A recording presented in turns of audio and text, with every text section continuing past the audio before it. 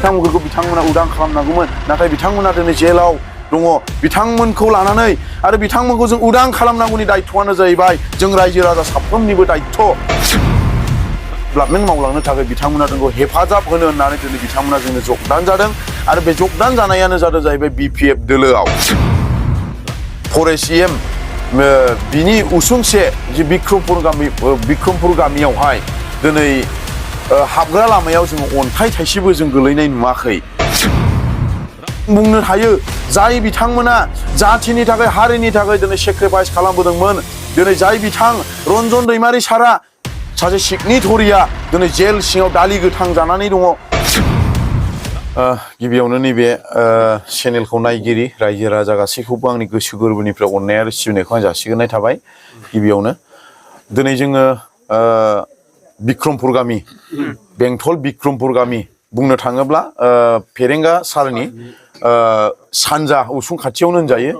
बे गामियाव दिनै खमाव गैयाब्लाबो 85 न'खरखौ दिनै जोङो बेवहाय जयनिं खालामनो मोनदों प्लास जोंनि माखासे खामानि मावना लानाय आरो थांखि लानायखौ बिथांमोना जोंखौ हेफाजाब आरो मदद होदों मानो होननानै बुङोब्ला जोङो रायजो राजाफ्रा गासैबो मिथिगौ जोंनि लाइमोनफ्रा बा जोंनि माखासे दानि जाबाय सोलिबाय थानाय जि सरखार बे सरखारनि सायाव माबायदि जानो थांगासिनो दङ बेखौ नोजोर बोनानै जोंनि माखासे रायजो राजा आइ आफा बिदा फंबायफ्रा जोंनि मावनो लानाय थांखिखौ दिनै जाफुंहोनो थाखाय जाय बिथांमोना दिनै माबा मोनसे मोननांगौमोन दिनै बे बुस्थुखौ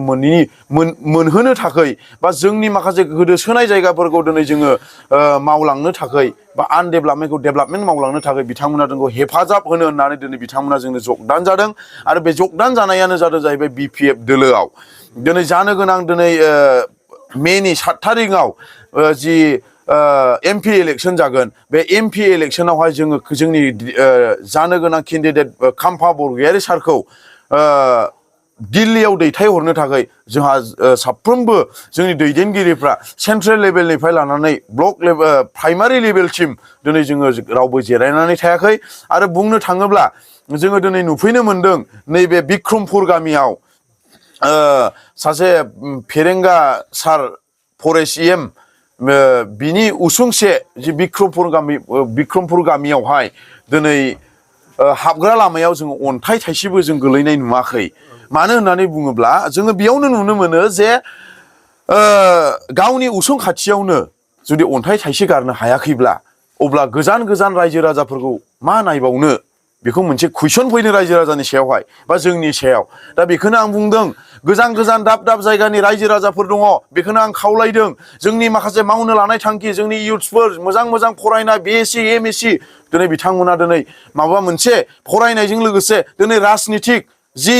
राजनितिकआ दिनै BTR एकर्ड खालामखांनायनि उनाव दिनै जोंनि BTCआ मा जालांनो थांगासिनो दङ जोङो बेखौ नोजोर बोनानै जोंनि मोजां मोजां स्टुडेन्टफ्राबो दिनै बे खामानिखौ दिनै जोङो मावनो थाखाय जोङो आवगायनांगौ गोनां जाबाय दिनै बुंनो थाङोब्ला 17 बोसोरनि सिगां बा 17 बोसोरसिमावहाय रायजो राजाफ्रा गोबां मानसिफ्रा रेल लामा होथेदों बिदिनो राजा लामा होथेदों गोबां बिदिनो रायजो राजाफ्रा गावनि जानायखौ दोनथ'नानैब्लाबो दिनै गोबां खस्थ' खालामदोंमोन नाथाय बिसिनि बिनिमय बिथांमोननो जेबो दिनै होनो रोङाखै दिनै आरोबाव जों बुंनो हायो जाय बिथांमोना जाथिनि थाखाय हारिनि थाखाय दिनै सेक्रिफाइस खालामबोदोंमोन दिनै जाय बिथां रन्जन दैमारि सारा सासे सिगनेटरिया दिनै जेल सिङाव दालि गोथां जानानै दङ बिथाङा दिनै जाथिनि थाखायनो दिनै नांनानै दिनै बिथाङा जेल सिङाव दङ सासे सिगनेटरि बिथांमोनखौ उदां खालामनांगौमोन आरो सोरबा केडारफोरखौ खालामाखिसै सासे सिगनेटरि जाय बिथां रन्जन दैमारि बिथांमोनखौ बिथांमोना उदां खालामनांगौमोन नाथाय बिथांमोना दिनै जेलाव दङ बिथांमोनखौ लानानै आरो बिथांमोनखौ जों उदां खालामनांगौनि दायित्वआनो जाहैबाय जों रायजो राजा साफ्रोमनिबो दायित्व दिनै जोङो जोंनि थाखाय जोङो नाङा दिनै जोंनि रायजो राजानि थाखाय जोङो मोनसे सिन्था दङ दिनै आङो गोबाव सम दिनै ससियेल वार्कार मावबोनानै रायजो राजाया बबे खनायाव थायो रायजो राजाया मा हालोदाव थायो रायजो राजाया सोरबा थिं गिजियाव थायो सोरबाया प्लास्टिक गिजियाव थायो दिनै बेफोरबायदिखौ आं गोबाव सम मावबोनायनि थाखाय दिनै रायजो राजानि थाखाय मावनो दिनै जोङो आवगायगासिनो दङ आरो जोङो गोसो जायोमोनब्ला दिनै जोङो गावनि थाखाय जुदि जोङो बुथुमनानै जुदि लानो गोसो दङमोनब्ला गावनि थाखाय उदैनि थाखाय जुदि जों नागिरदोंमोनब्ला दिनै जोङो दानि सोलिबाय थानाय सरकार बिजेपि सरकार आरो इउपिपिएल सरकाराव दिनै जों हाबनो हायोमोन नाथाय जोङो थाखा फैसा नाङा धोन दौलत नाङा जोङो हायोब्ला सोरबा जुदि माबा मोनसे बिफदाव गोग्लैयोब्ला जोङो हेफाजाबसो होयो दिनै बिनि थाखायनो रायजो राजाखौ जोङो दिनै जोलै नोगोरै जोङो नुनो मोन्दों फेरेंगा सारनि जि उसुं खाथियाव दि 85 न'खर बेवहाय जोङो नांगौब्ला जोङो 15-20 न'खरखौ गारनानै जोङो 60 न'खरखौ दिनै जोङो बे मोनानि समब्लाबो रायजो राजाफ्रा जोंखौ नेनानै रायजो राजाफ्रा जोंखौ हेफाजाब आरो मदद होनायजों दिनै जोङो जयनिं जानायखौ जोङो नुनो मोन्दों दिनै बिथांमोनखौ आं बुंदोंमोन ओइ मिडिया नांलायले नामा होननानै बिथांमोना बुंदों नङा जों ओंखारबाय नालाय ओंखारबाय जोङो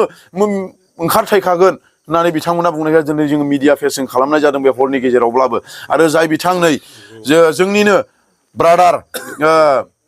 इउपिपिएलनि सासे दैदेनगिरिमोन नाथाय बे सासे दैदेनगिरिया मानि थाखाय दिनै बिपिएफ दोलो जिरायथ'नाय दलाव दिनै हाबनांगौ गोनां जादों रायजो राजा साफ्रोमबो सिन्था खालामनानै बिथांमोना दिनै सासे दैदेनगिरिया फैदोंब्ला नों सासे रायजो राजानि खामला हाजिरा मुजिरा मावनानै जाग्राया मानो गोदाव सोराव राजनितिखौ लानानै जोङो एना एनि दावराव दावसि जानानै थानो जोंनि माखासे लाइमोनफोर जि मावनो लानाय खामानि बे मावना लानो खामानियाव जाहाथे अननानै जोंखौ हेफाजाब आरो मदद होगोन होननानै जोङो आसा खालामनानै दङ आरो जोङो दिनै मेनि 7 थारिखनि जानो गोनां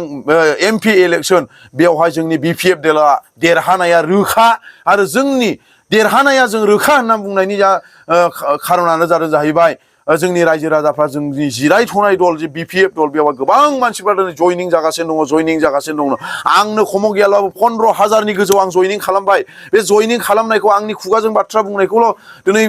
मानसिफ्रा गोनो गोथो साननो हागौ नाथाय नैबे बिहुसिखौ जेब्लानाखि आङो बायदों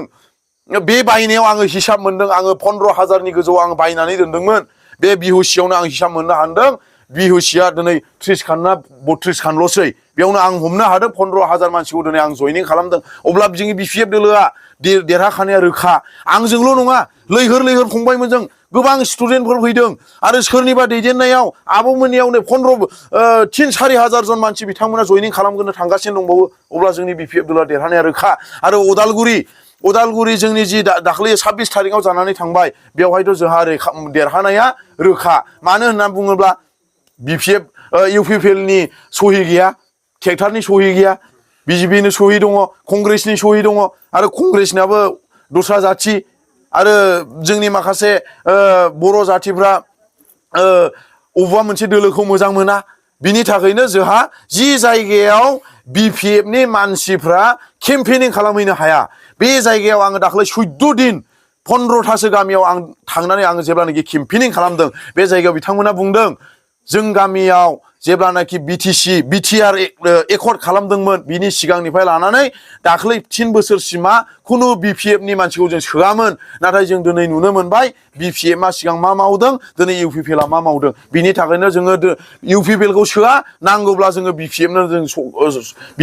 जोङो भट होनानै जोङो बिपिएफखौ उदालगुरि समस्तियाव जोङो दुर्गा बर' दासखौ जोङो देरहाहोगोन होननानै गोबां जायगायाव आङो निउस मोननो हादों बिनि थाखायनो जोंनि